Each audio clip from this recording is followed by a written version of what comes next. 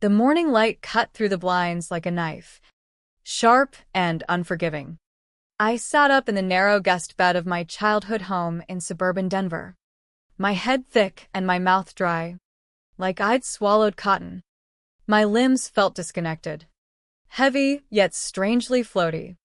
I swung my feet to the floor and steadied myself against the dresser. The closet door stood ajar.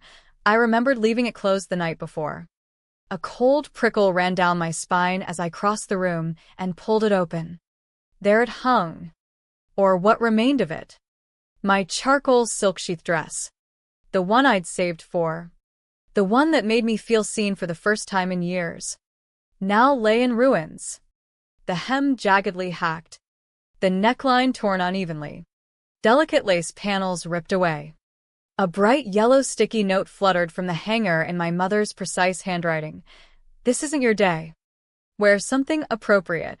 The words hit like a slap. I didn't scream. I didn't cry. I just stood there, fingers brushing the ruined silk as if it were a living thing that had been wounded. The fabric still carried the faint scent of the boutique downtown where I'd bought it 2 weeks earlier. I remembered the moment clearly, standing in the fitting room, the dress hugging my frame just right. Not flashy, but elegant. Structured. The kind of piece that whispered confidence without shouting. I'd paid for it with a freelance bonus from a branding project. The first real money I'd earned since the layoff that forced me back into my parents' house at 32. I hadn't told anyone. Not my mother Nora.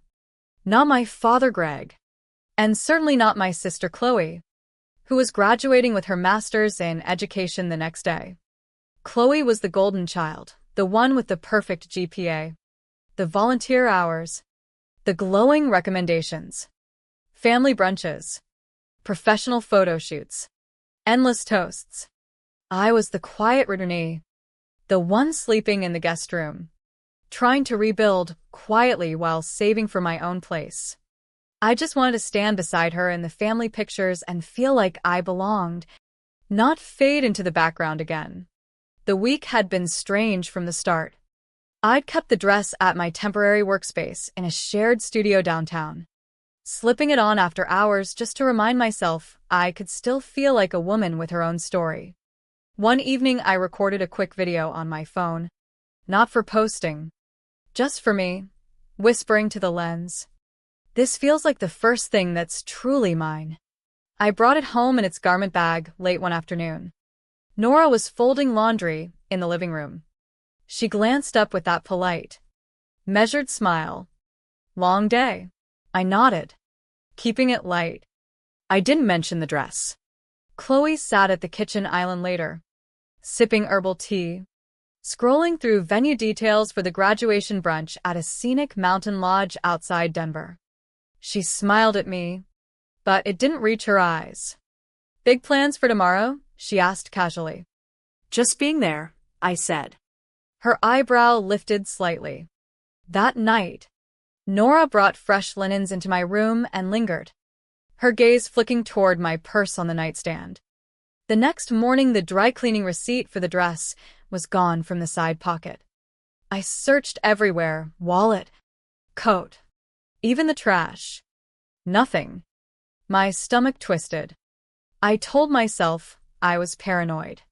But the feeling lingered. That old familiar chill of being sidelined. Suspicions grew over the next days.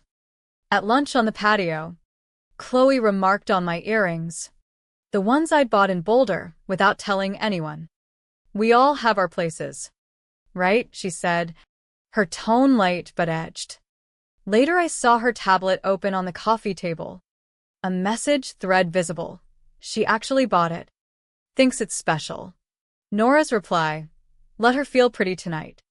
Then we'll handle it." My heart pounded. It wasn't imagination. They knew.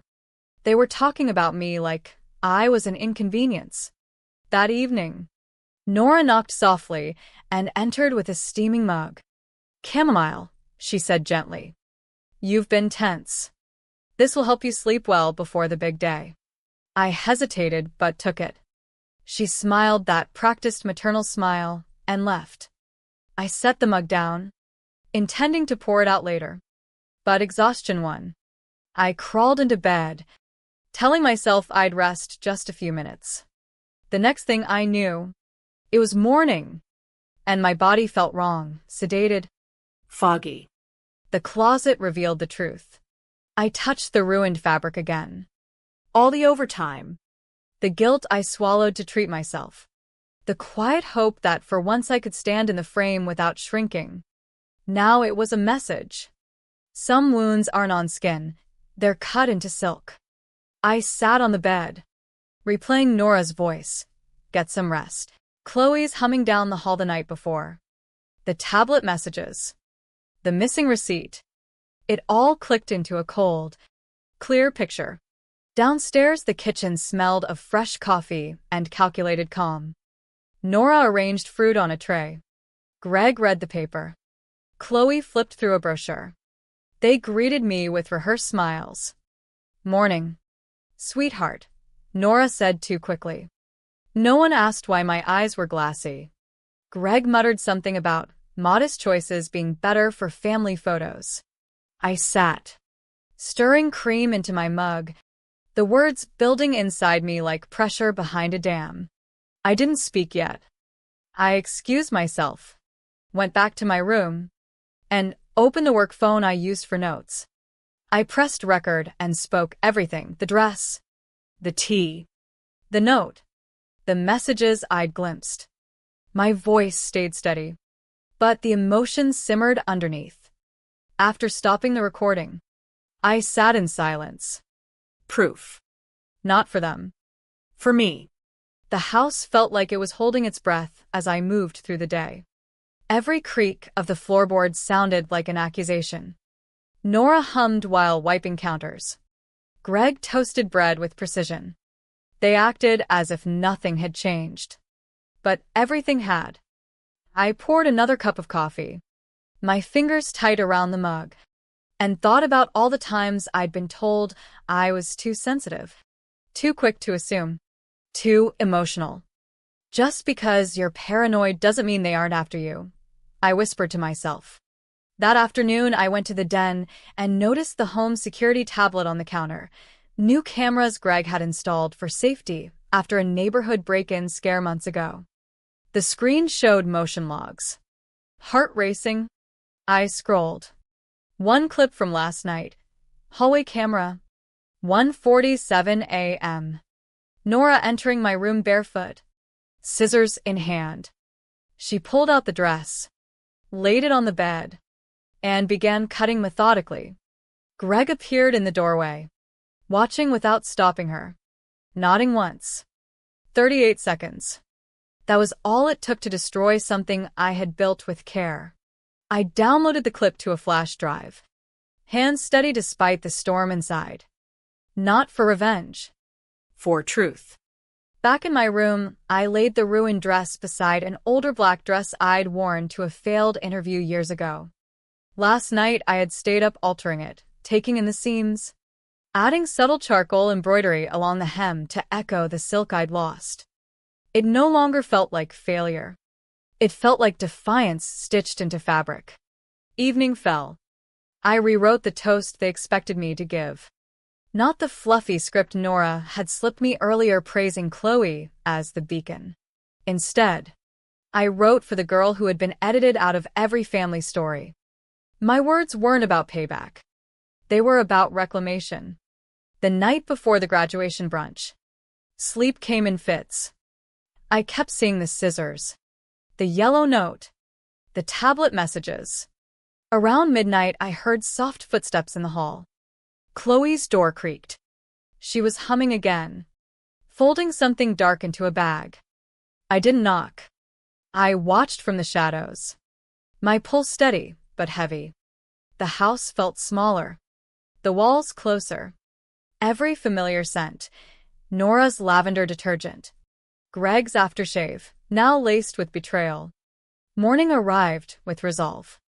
I woke before the alarm, brushed my teeth in the bathroom mirror, and saw a version of myself I hadn't recognized in years. Eyes focused, jaw set, the face of someone who had decided not to shrink anymore. I slipped into the altered black dress. The charcoal embroidery caught the light like quiet armor. Downstairs, the kitchen was empty. Nora and Greg had left early to help Chloe at the lodge. Good. No audience for this part. I checked the house computer one last time. The security app still glowed. I watched the clip again. 38 seconds of proof. I transferred it to my phone and cued it to the Bluetooth speaker system at the venue. I had tested the pairing earlier in the week under the guise of helping with setup. The flash drive went into my clutch beside the rewritten notes. Driving up the winding road to the mountain lodge, aspens just beginning to leaf out in the early Colorado spring, I felt the weight of years pressing down. Birthdays where my name was forgotten, family dinners where I was always the photographer, never the subject, graduations where Chloe's spotlight left me in shadow. Silence had been my survival strategy. Today it would become my weapon. The lodge was picture-perfect. Wildflower arrangements, string lights, a long table set for brunch with mountain views. Guests were arriving, former teachers, church friends, extended family. Chloe moved among them in cream chiffon, directing staff with practiced charm. Nora stood near the coordinator. Greg leaned against a post, arms crossed. Nora approached me first. "You look nice," she said, her eyes flicking over the altered dress with a twitch of surprise. She pressed a folded paper into my hand. "Your remarks." Keep it simple. "Just read them exactly." I nodded, tucked it away, without looking, and walked inside ahead of them all. I claimed my seat near the sound system. People greeted Chloe like royalty and me like an afterthought. "So nice Riley could join us," an aunt whispered loudly enough for me to hear. I didn't flinch. I watched Chloe pose for photos. Vera, no. Nora, standing proudly beside her. Greg nodding at compliments. No one asked how I'd been since the layoff. The silence around me felt louder than ever. Just before the program began, I stepped into a quiet hallway and looked in a small mirror. The dress moved with me, the embroidery catching light. "If they won't let me wear power, I'll stitch it in," I whispered. The microphone waited. When they called my name, Riley Bennett, younger sister of our brilliant Chloe, polite applause followed. Chloe gave me a quick nod, caution mixed with approval. I stepped up. My hands didn't shake. I pulled out my own folded paper. Not theirs. The room quieted. "I know I wasn't meant to be the focus today," I began, voice steady but carrying. "But there's something I need to say, not just to celebrate Chloe. I thanked everyone for coming, acknowledged my parents for the chance to speak. Then I set their script aside. But I won't be reading that." The shift was immediate. Silverware paused. Posture straightened. Chloe's smile faltered. Nora tensed. "I was asked to talk about my sister," I continued. "But to do that honestly, I need to tell you something else first." I described the dress I had bought with my own money, the one I'd been excited to wear to stand beside Chloe, feeling like I mattered too. This morning I found it destroyed, hacked with scissors. A note left behind. "This isn't your day. Wear something appropriate." Gasps rippled through the room. Chloe looked down. Nora's lips pressed thin. I glanced toward them. I've spent a lifetime being told to take up less space, to dim my light so someone else could shine brighter, to be quiet, grateful, invisible, because that's what good daughters do. I picked up my phone. "Before you decide whether to believe me, I want to let the evidence speak." I connected to the Bluetooth. The technician nodded. I pressed play. The clip started. Hallway camera. Nora entering my room at night. Scissors glinting. She pulled out the dress. Cut deliberately. Greg watching from the doorway. Nodding. 38 seconds of silence except for the soft rustle of fabric being destroyed. When it ended, the room was frozen. No chewing. No clinking glasses. Chloe's mouth opened slightly. Nora tried to speak, but nothing came. Greg stared straight ahead. I looked back at the guests. They taught me to be quiet. Today I'm showing what that silence really costs. A single hesitant clap started from the back. Then another. And another. The applause grew, not wild, but full, like a slow breaking wave. An older guest whispered audibly, "That's the bravest thing I've ever seen." I stepped down from the podium. Nora sat rigid. Chloe's eyes brimmed with fury disguised as fragility. The program tried to continue awkwardly. Someone attempted a trivia game about Chloe's school years. But the rhythm never returned. Conversations felt stilted. Forced. My friend from the writing group, Sarah, appeared at my side and gestured toward the garden path. We walked out into the mountain air. "You were incredible," she said once we were alone. "But now comes the hard part, the pretending." I nodded. "I'm done pretending." We stood in silence. The breeze carrying pine scent. I didn't feel triumph exactly. I felt clarity. Sharp and cold. Like standing after a storm when the wreckage is visible, but the air is finally breathable. Back inside. I found a sliver of paper wedged in my purse, an invitation, line marked, optional guest. It hit like another small cut. I had been included for appearances only. I folded it away. A distant cousin took the mic to reset the tone, talking about family forgiveness and bouncing back. Sarah stood. "Let her speak," she said firmly. All eyes turned to me again. I shook my head. "I already have." I gathered my things and walked toward the back without drama. Outside the breeze was stronger, carrying away tension I no longer needed to hold. Someone called my name, one of Chloe's friends. Elena. "Whatever that was," she said. "It was honest. She may have the stage, but you took the light." Those words settled something deep inside me. The video clip spread faster than I expected. A guest recorded part of my speech on their phone.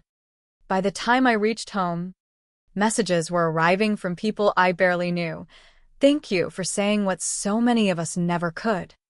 I cried because I've lived that too. The local news picked it up by evening. Sister's graduation speech exposes family secret, crowd applauds. Not everyone approved of the framing, but for once the narrative wasn't theirs to control. Back at the house, Nora and Greg were silent. Not the cold, punishing silence of my childhood. This was heavier, like defeat. No calls, no texts pretending concern. They didn't deny the footage. They simply withdrew. My therapist's old words echoed when they stopped trying to control the story. It's because they've lost it. The quiet that once felt like punishment now felt like release. 2 weeks later, I ran into Nora at a community fundraiser for a girls' mentorship program. She wore the necklace I'd given her years ago. The one she'd never thanked me for. "Nice event," she said carefully. I looked at the necklace. "It looks better when it's not hiding who you really are." She didn't reply. I walked away first. Later that day, a former teacher of Chloe's approached me in a cafe. "I used to wonder how you stayed so quiet around such a loud family," she said softly. "Now I know that silence wasn't weakness. It was survival." We hugged briefly. Recognition, not drama.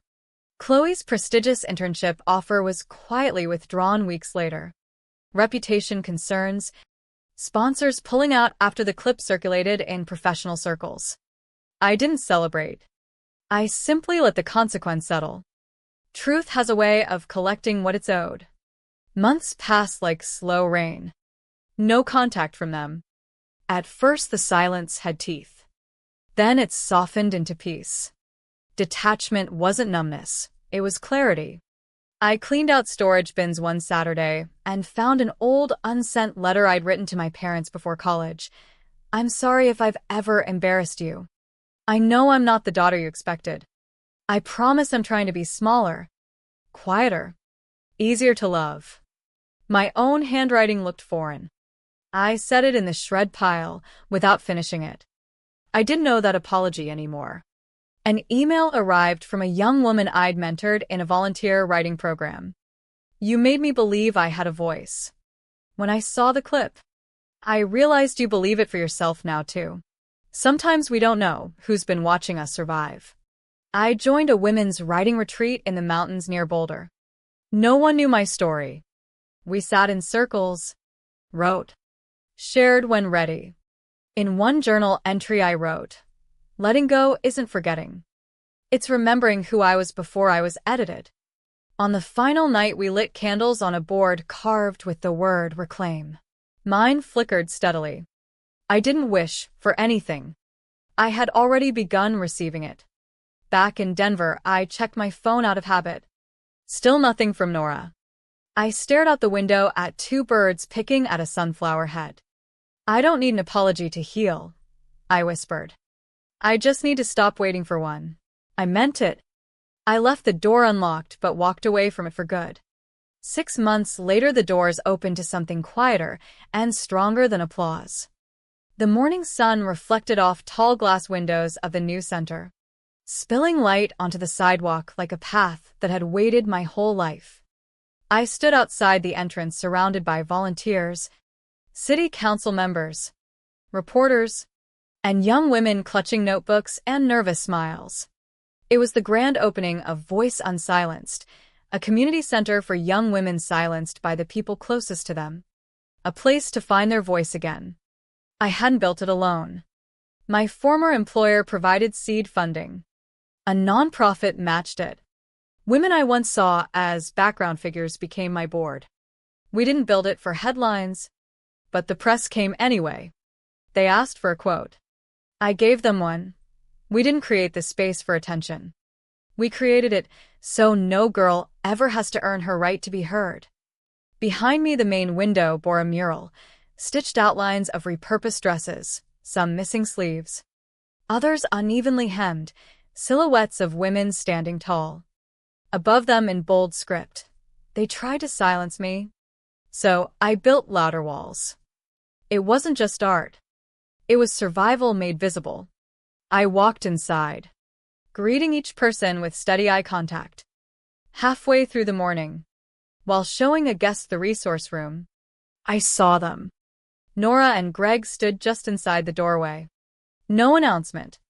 Wearing discomfort like ill-fitting clothes. Nora offered a half smile. This is impressive. Greg nodded once. I straightened. We take written feedback now, I said gently, gesturing to the front desk. You can leave a note there. She blinked, unsure how to respond to civility without fear. Greg stayed silent. I didn't offer hugs or questions or closure. I turned and continued the tour, explaining mentorship pairings and job workshops. Behind me, I heard the door open and close. They never returned, And I never needed them to. Some people aren't meant to be forgiven. Some are meant to be forgotten with dignity. Later, we held a short ceremony on the back patio. Simple chairs. Lemonade. Fruit. A steady microphone. I stepped up without a script. They cut my dress, I said. But what they didn't know was that it wasn't what I wore that made me powerful. It was surviving them. A 14-year-old girl locked eyes with me and mouthed, "Thank you." That was the only applause I needed. When the event ended, I stood alone before the glass window, watching my reflection framed by the silhouettes of those repurposed dresses. I used to think closure meant they would say sorry. Now I know it means I get to speak without needing their permission. The center grew steadily. Young women came for workshops, writing circles, legal referrals when family control crossed into something reportable. I mentored quietly, listening more than talking. Sometimes I shared pieces of my story, not for sympathy, but to show that survival is possible. Chloe reached out once. Months later, a short message. I didn't know how much it hurt you. I read it several times but didn't reply immediately. When I finally did, it was simple. I hope you find your own voice too, one that doesn't need to dim anyone else's. We never became close again. But the door stayed cracked if she ever chose differently. Nora and Greg remained distant. Occasional sightings at community events felt neutral, like strangers who shared history but no future. The necklace she wore that day at the fundraiser stayed on her sometimes. I saw it once more and felt nothing sharp, just the quiet knowledge that some patterns break only when one person stops participating. My freelance work flourished. I took on projects that mattered, branding for women-led nonprofits, campaigns about voice and agency. The altered black dress with charcoal embroidery hangs in my new apartment closet now, a reminder rather than a wound. One evening I sat on my balcony overlooking the city lights. Journal open. I wrote, "The dress was never just fabric. It was the moment I decided my day could belong to me." The wind carried the scent of pine from the distant mountains. Somewhere in the city, young women were finding their words, stitching their own power into the seams of their lives. I closed the journal and looked at the stars. The question that lingered wasn't about forgiveness or revenge. It was simpler, sharper. How many voices are still waiting to be heard because someone taught them silence was safer? And what happens when one of us finally speaks anyway? The answer wasn't in their apology. It was in the center's open doors. The mural on the glass. The girl who mouthed "thank you," and the quiet resolve that had replaced the old fog of sedation and doubt. I had survived them. More than that, I had begun to build something that would help others do the same. The silk was gone, but the voice remained stronger, Clearer. and finally, undeniably mine.